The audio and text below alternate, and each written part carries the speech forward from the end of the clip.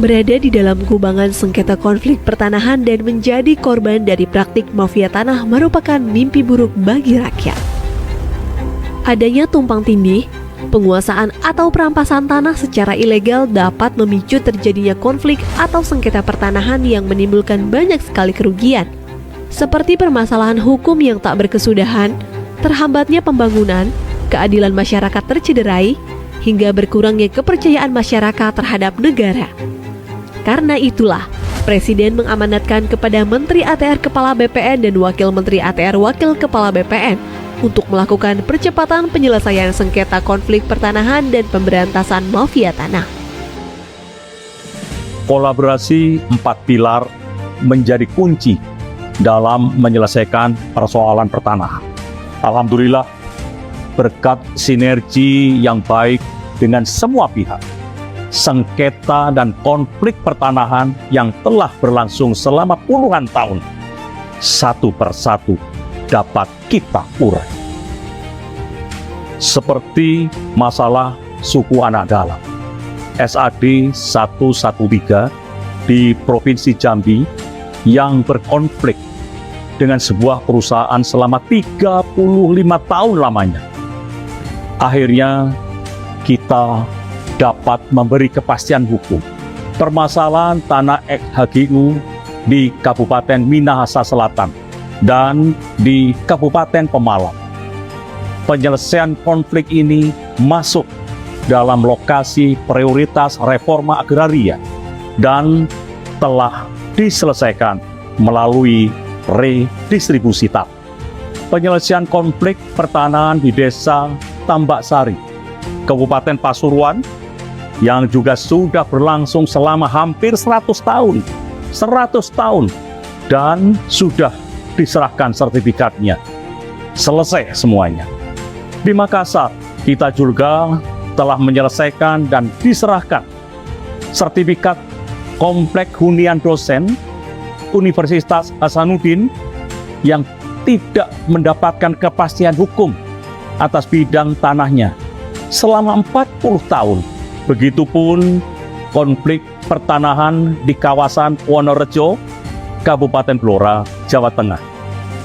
Juga telah diserahkan sertifikatnya oleh Bapak Presiden, di mana masyarakat telah menempati areal tersebut sejak zaman penjajahan Jepang. Diselesaikan dengan memberikan HGB kepada seluruh masyarakat di atas HPL. Success story ini dapat menjadi percontohan bagi penyelesaian persoalan pertanahan yang terkait dengan aset-aset negara. Juga termasuk penyelesaian tanah transmigrasi, seperti penyelesaian permasalahan eks-tanah transmigrasi di Kabupaten Tanah Laut, Kalimantan Selatan. Skema yang digunakan melalui fasilitas bagi masyarakat yang secara existing sudah menguasai lahan ekstransmigrasi untuk melakukan gugatan secara perdata dan disidangkan secara in absentia. Kedepan skema ini menjadi percontohan dalam penyelesaian permasalahan tanah transmigrasi lainnya yang sudah berlangsung puluhan tahun. Dan disampaikan oleh Pak Menteri, selain mengedepankan kerjasama dengan 4 pilar untuk penyelesaian sengketa konflik pertanahan, kami juga melakukan koordinasi dan kolaborasi dengan sejumlah civil society organizations, akademisi, dan masyarakat terkait dalam menyelesaikan persoalan pertanahan. Kami juga pastikan melalui program reforma agraria, negara hadir untuk mengurai dan menyelesaikan konflik pertanahan di tengah-tengah masyarakat. Benang kusut pemberantasan mafia tanah dalam 1 tahun terakhir sudah mulai terurai. Pada bulan Maret lalu, di Provinsi Kalimantan Tengah telah berhasil melimpahkan kasus pidana mafia tanah ke Kejaksaan. Tentu kasus Kalimantan Tengah bukan satu-satunya, tetapi kasus lain di 39 tempat juga telah dilimpahkan ke Kejaksaan, seperti di DKI Jakarta, Jawa Timur, Sulawesi Selatan, Banten, serta provinsi yang lain. Selama tahun 2022 hingga awal tahun 2023, upaya pemberantasan mafia tanah oleh Kementerian ATR BPN telah menyelamatkan tanah seluas 6,7 juta meter persegi, yang nilainya setara dengan kurang lebih 1,08 triliun rupiah. Keberadaan mafia tanah memang sangat meresahkan bagi masyarakat. Kami pun tidak tinggal diam. Kementerian ATR BPN terus berupaya untuk menutup ruang gerak bagi mafia tanah melalui perbaikan pelayanan pertanahan secara elektronik. Saat ini sudah ada 4 layanan elektronik di kantor-kantor pertanahan yang dapat dinikmati oleh masyarakat. Responnya pun cukup bagus karena pelayanannya jadi lebih cepat, transparan, objektif, efisien, dan profesional. Oleh karena itu, ke depan kami pastikan seluruh layanan pertanahan dilakukan secara elektronik. Dengan begitu, mafia tanah tidak bisa main-main lagi.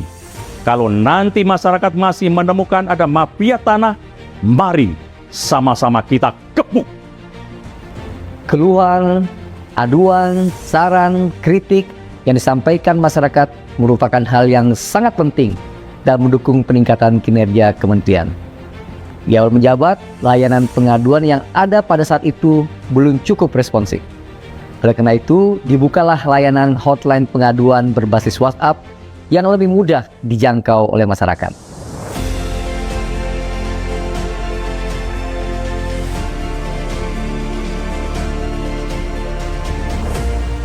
Sejak diluncurkan pada Juli 2022 hingga Juni 2023, terbukti hotline pengaduan ini telah menyelesaikan 98,9% dari total 74.564 pengaduan. Saat ini, hotline pengaduan telah terintegrasi dengan 33 kantor wilayah BPN di seluruh Indonesia. Kedepannya, layanan ini akan terintegrasi dengan kantor pertanahan di seluruh Indonesia pada tahun 2024.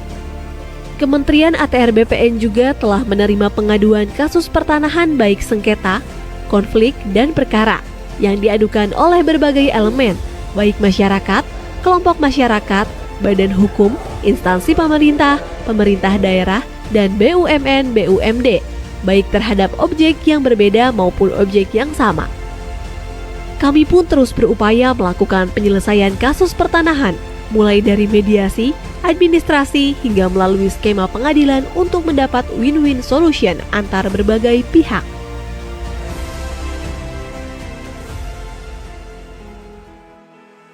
Kementerian ATR BPN sebagai badan publik berkewajiban memenuhi dan melindungi hak atas informasi masyarakat yang berkaitan dengan pertanahan dan tata ruang.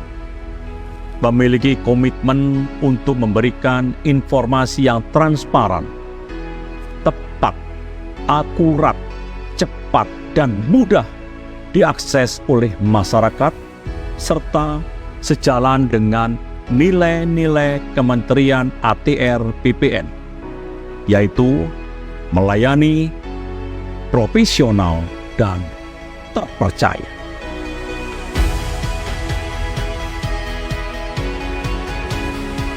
Kerja keras seluruh jajaran Kementerian ATR BPN mendapat sejumlah penghargaan, seperti capaian opini WTP 10 kali berturut-turut dari Kementerian Keuangan dan BPK RI, Unit penyelenggara terbaik dalam penyediaan sarana dan prasarana rumah kelompok rentan dari Kemenpan RB, keterbukaan informasi publik sebagai badan publik informatif dari Komisi Informasi Pusat, 5 instansi pemerintah umum terbaik untuk kategori aspek keberlanjutan konektivitas dan dampak terbaik pada kompetisi pengelolaan pengaduan pelayanan publik keempat. Dari segi penggunaan tanda tangan elektronik, berdasarkan penilaian dari Badan Cyber dan Sandi Negara atau BSSN, Kementerian ATR BPN merupakan kementerian kedua dengan jumlah tanda tangan elektronik terbanyak tahun 2022. Tanda tangan elektronik bukan hanya memudahkan dan mendukung efisiensi, tapi juga menghadirkan kepastian hukum yang setara dengan tanda tangan basah. Upaya peningkatan kualitas pelayanan publik yang dilakukan oleh Kementerian ATR BPN juga mendapat apresiasi dari Kemenpan RB yang menyatakan bahwa sistem pemerintahan berbasis elektronik Kementerian ATR BPN berpredikat sangat baik dengan nilai 3,55. 1 tahun bekerja untuk rakyat, untuk Indonesia.